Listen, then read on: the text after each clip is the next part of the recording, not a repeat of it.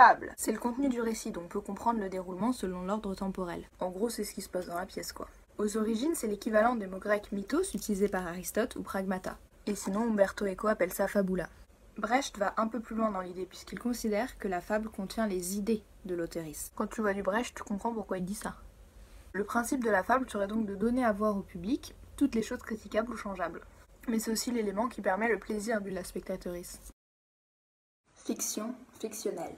Le théâtre, c'est un art de la fiction, c'est-à-dire que c'est imaginaire. Même si pour ça, on s'appuie sur l'expérience, sur des choses réelles. Et même si on prend des personnages historiques qui ont vraiment existé, ils s'inscrivent dans un univers qui est hors du réel. Là où c'est intéressant, c'est que les actrices font partie de cet univers. Mais en même temps, elles réalisent une performance, une action concrète dans l'ici et maintenant. Et rien n'est plus réel que ça. Focalisation. Tu sais, quand tu vois un film, c'est cadré sur ce que tu dois regarder. Bah au théâtre, c'est pareil, même si en apparence, c'est qu'un plan large et fixe. Quand tu vois une pièce, t'as tendance à te fixer sur un élément, une actrice, un détail. Alors que tu pourrais regarder n'importe où. C'est ça, la focalisation. Et ce qui est hyper marrant, c'est que le plus souvent, c'est pas toi qui choisis la chose sur laquelle tu te focalises. C'est calculé et construit par l'AE metteuse en scène, l'AE scénographe ou l'éclairagiste. Et ce procédé est extrêmement utilisé en magie. Genre. Alors il faut revenir jusqu'à Platon, qui a différencié le récit épique du récit imitatif. Ensuite, Aristote a appliqué le concept au théâtre et a lié la tragédie à l'épique et la comédie à l'imitatif. C'est marrant, ça a encore créé une binarité absurde.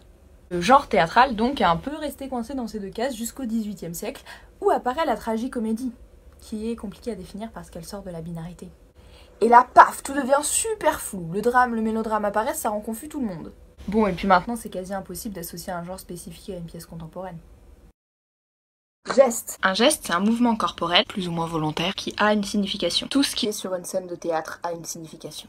Donc la gestuelle fait partie de l'écriture théâtrale et est en lien avec tous les autres éléments de la représentation. Elle peut être mimétique, représenter la réalité, ou symbolique. Les gestes sont plus ou moins codés. Dans certains genres spectaculaires, chaque geste veut dire une chose précise. Mais sinon, on a tout simplement les codes sociaux. Et du coup, vu que les gestes et les mots ont une signification, on peut aller avec ces gestes dans le sens du texte ou à son encontre. Et bien sûr, il existe aussi des gestes dont la signification n'est pas claire, mais qui sont tout aussi importants.